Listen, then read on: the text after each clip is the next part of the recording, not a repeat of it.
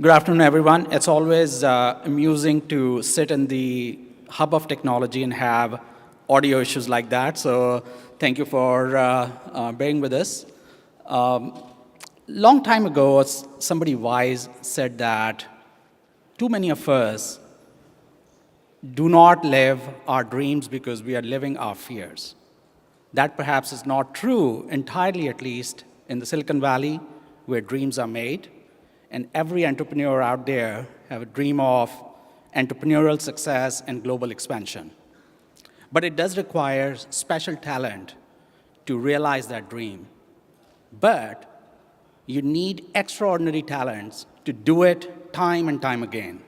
And that is why we're fortunate that we have a special individual with us who has demonstrated that dream can be lived multiple times, again and again, whether it's his detailed bio, obviously you can see online as well, but be it throughout his days at HP or Nortel or more recently at XCR, now at Cambian, Atul has done that many, many times. So perhaps, Atul, there are obviously entrepreneurs in the audience that have launched their businesses to realize that dream. And there may be many who have that dream, that idea, but are looking for some inspirational spark to start on that journey of entrepreneurial success. So perhaps you can share your perspective that what does it take for an entrepreneur to prepare himself or herself ready to be on this amazing journey of entrepreneurial success and global expansion? Great. Thanks, Aftab. My experience is that you really have to prepare yourself. And it's not a short, quick journey. It takes a good amount of time to succeed. So my first key advice to entrepreneurs is don't be in a hurry. Develop yourself strongly. A good example is, if you take a bulb and it's a 120-volt bulb and you pass 1,000 volts very quickly, the filament burns. So it's very similar. I think the entrepreneurial path is a very trying path. It has very high highs and very low lows. So it's pretty important to develop. Now, how do you develop yourself? So for those of you who are in companies right now, take every chance to move around in different functions, product management, marketing, engineering, biz dev, and get that experience. For those who are in a more entrepreneurial setup, again, keep developing. If you are in engineering, see if you can learn more in product management. So I think that multifaceted personality, multifaceted, multifunction background is fairly critical. The second thing I would say in terms of preparing yourself is you have to be a fairly high energy person. And there are always 3 E's I go back to. Strong energy, very strong execution, and very, very high ethics. So if you have those 3 E's as a leader, energy, execution, and ethics, I think you have prepared yourself well. So preparation is crucial as you embark on this journey. Great, thanks, Atul. We obviously, the environment that we live in, we are all expected to do more and more with less and less. And, resources are scarce. And we would talk about the global scalability, taking your idea to now vast expansion, rapid or otherwise. Obviously, it's a high-stakes game. There's a lot at stake. So what are some of the key insights that you have developed throughout the journey that you have from a global scalability standpoint that you have done to perhaps evaluate an idea, whether that idea is even ready for global expansion? How do you identify, what are some of the characteristics that you think are important to know whether that's the right path to begin with? So I think a couple of best practices. One is you should read a lot.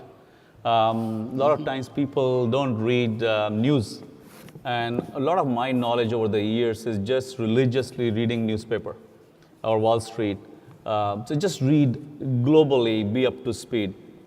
The second is I think you have to surround yourself with global thinkers. No one has monopoly on ideas. You really gain a lot of ideas through interaction.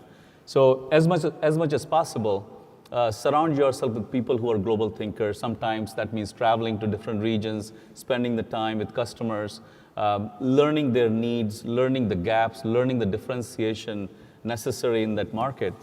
And it's, again, there's no one magic pill or one silver bullet. But fundamentally, as you do these kind of things, your cumulative intuition improves substantially. And all good ideas are intuitive. Because if analysis could crank out great ideas, then we know all the financial types will have monopoly on great ideas. So to develop that intuition, I think reading, working with talented people on a global scale, traveling, meeting with customers, and developing your own distillation technique. How do you distill all these great trends and drivers and then come up with an unfulfilled need which you can fulfill in a very superior manner, or you can disrupt something? That's kind of what I found. And again, it sounds simple, but to develop that intuitive, highly disruptive idea takes a lot of just years of background, distillation, working with people, listening to people. And generally, that has worked for me. So actually, I want to build on that theme a little bit. I mean, as a partner in a global professional services firm, I do get the privilege of, on a day in, day out basis, deal with very bright, energetic entrepreneurs who have bright ideas, and they are trying to live that dream. But I also see that they struggle with the challenges from that scalability standpoint. Some of the characteristics you perhaps have hit, but you're on that path.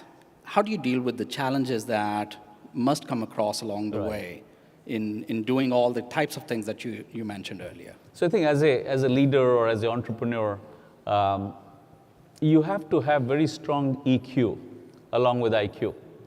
And I always say to entrepreneurs that emotional quotient as a leader is more important than intellectual quotient, the IQ part. Because most of the challenges are people challenges.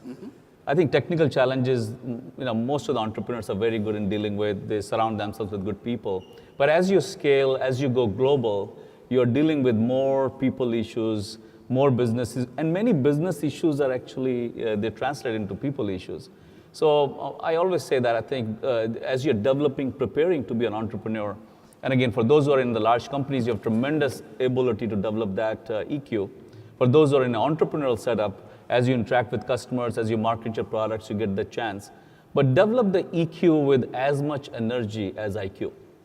Because long term, as a leader, your ability to read the room, your ability to read a negotiation, your ability to read just the team, the issues, becomes far superior if you have a balance of IQ and EQ. And that helps you in dealing with challenges. Because technical challenges are relatively easier, but if your leadership fails as a leader, that challenge is substantial. Okay. That actually gives me a very nice segue in that expansion that you talked about. Leadership is obviously is key to that. And a true leader rather, is somebody who can take ordinary people and make them provide or produce extraordinary results. And you have done that throughout your career with the expansions that you have and different business ventures. So, and obviously the scalability by definition requires to use the leverage factor. So what have you done, some of the key insights that entrepreneurs out there can walk away with in terms of developing those teams? How do you motivate them? How do you assemble them? And what is it that you have done to extract the kind of extraordinary results that under your leadership, your businesses have seen? So Aftab, I think this is the key question of the day. As you are leading a startup or as you're leading a company, doesn't matter, the skills are the same. It is so crucial that you treat yourself, you position yourself as a coach, not as a manager. The more you think you are a coach, the more you mentor your team, the more you do it unselfishly, the more you do it with the genuine, not power-driven, ego-driven leadership, but more that you are genuinely interested in developing your team, the more they know it. And it cannot be artificial. It cannot be that you are going through a checklist and I need to do ABC, because people read very quickly.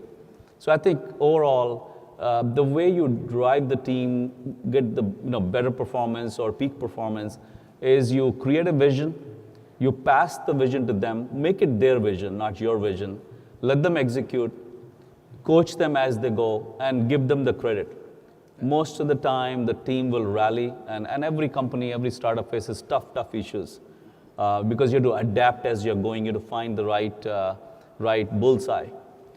And as you're doing, the kind of style I'm describing, that team stays together through thick and thin. That team stays together for, creates the innovation, and they actually adapt and they go to the new stage. So my advice always is that as a leader, be a coach, be low ego, high accomplishment. That's a much better formula. Okay. That's great. So one other area which, a long time ago I had read that, and that has always kind of like stayed in my mind, I think it's Thomas Edison who wrote that many of life's failures are people who just did not realize how close they were to success when they gave up. Now, you've been on that path many times. I'm sure along the way, there must have been challenges, there must have been problems that, ordinarily would seem insurmountable. What is your formula? And I realize that every situation is different and every leader, they have to find their own way of dealing with that issue. But what are some of the things that you have done to kind of like keep going and have, success after success? There must be a secret recipe. So would you care to share some of that with our audience? Sure. I think really there's no secret formula. I come from an Indian academic system, and you learn perseverance. Mm-hmm. You learn hard work. You learn how to deal with failures. You also learn not to get too excited when you succeed and not to get too depressed when you fail. So that equanimity, it's pretty important, I think. So it's a little easier, natural. So most of the time, and you're so right, we have so many failures as well, but they each were learning experience.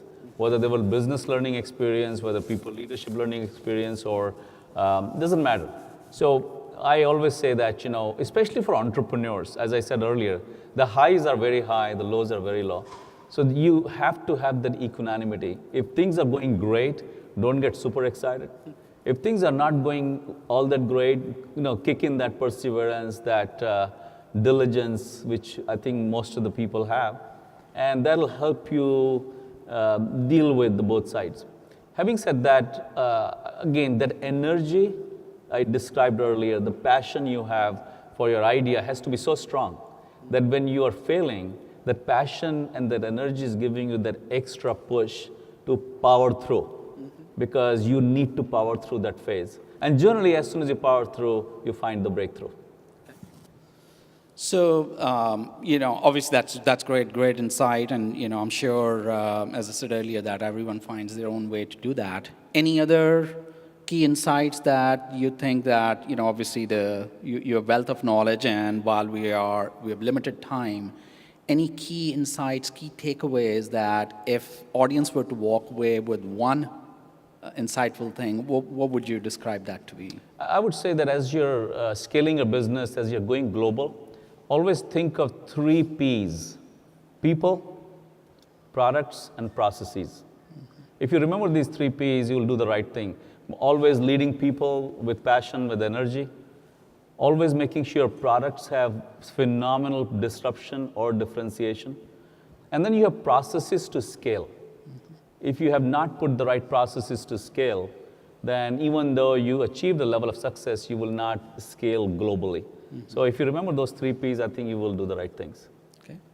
Well, great. I greatly appreciate the insights. I want to leave the audience with what Einstein once says, that learn from the past, live for today, and hope for tomorrow. And hopefully, with the insights that you have shared with our audience, there will be a lot that they would have learned from your past.